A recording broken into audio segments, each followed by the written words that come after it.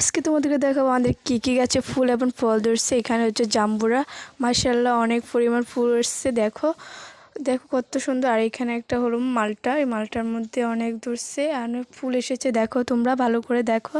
আর এর পাশে একটা গাছ আছে, সবেদা গাছ। সবেদা গাছের মধ্যে দেখো মাশাআল্লাহ অনেক ফুল এসেছে, কিন্তু ফুলগুলো ঝরে যায়, ফল ধরে না কেন জানি না।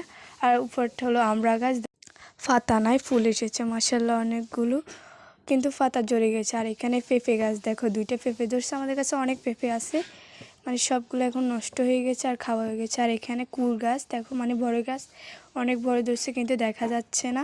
আর এখানে এটা হচ্ছে মার্বেলি গাছ, দেখো কত সুন্দর মার্বেলি ধরছে অনেকগুলো, এই যে দেখো। আর এটার পাশে হচ্ছে আম গাছ আছে, এই যে এটা হচ্ছে আম গাছ। তো এখানে অনেকগুলো আম ধরছে, তোমরা দেখো ভালো করে।